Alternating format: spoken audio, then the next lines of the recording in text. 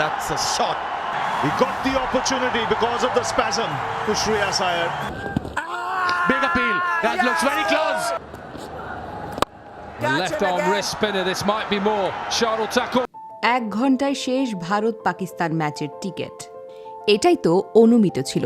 Bharat Pakistan match বলে কথা, Dubai স্টেডিয়ামের 25,000 টিকিট বিক্রি হতে আর কত সময় লাগবে? বেশি সময় লাগবে না।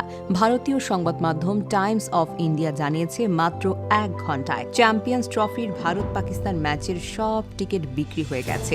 শুধু ভারত পাকিস্তান ম্যাচ নয়, টিকিট ছাড়ার কয়েক ঘন্টার মধ্যেই শেষ হয়ে গেছে দুবাইয়ের বাংলাদেশ ভারত সহ 4 ম্যাচের সব টিকিট। সর্বশেষ কয়েকটি আইসিসি টুর্নামেন্টের মুহূর্তের মধ্যে ভারত পাকিস্তান ম্যাচের টিকিট শেষ হয়ে যাওয়া পরিচিত দৃশ্য হয়ে দাঁড়িয়েছে। এমনিতেই চিরপ্রতিদ্বন্দ্বী এই দুটি দেশের মাঠের লড়াই নিয়ে সবসময় আকাশচুম্বী আগ্রহ ছিল।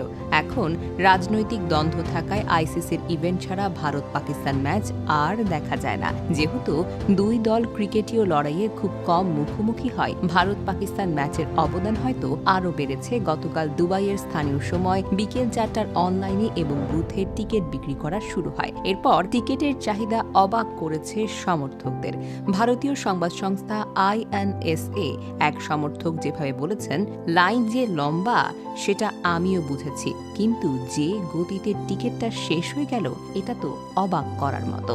যখনই লাইনে নিজের জায়গায় পাকাপোক্ত করলাম তখন দেখি মাত্র 2 ধরনের টিকিট বাকি রয়েছে, যা আমার বাজেটের একেবারে বাইরে। টাইমস অফ ইন্ডিয়া জানিয়েছে অনলাইনেও টিকিটের একই দশা। অনলাইনে 1 ঘন্টার বেশি অপেক্ষা করেও কোনো ধরনের টিকিট পাচ্ছেন না সমর্থকেরা। আইসিসির ওয়েবসাইটে দেখা যায় ভারত পাকিস্তান, ভারত বাংলাদেশ, ভারত নিউজিল্যান্ড ম্যাচের সব টিকিট শেষ। ভারত পাকিস্তানের ম্যাচটি 23শে ফেব্রুয়ারি। এছাড়া দুবাইয়ের হতে যাওয়া সেমিফাইনালের টিকিটটাও কিন্তু শেষের পর্যায়ে। দুবাইয়ের ম্যাচ সব মিলিয়ে 4টি, তবে ভারত ফাইনালে উঠলে হবে 5টি। বাকি সব ম্যাচ হবে পাকিস্তানে।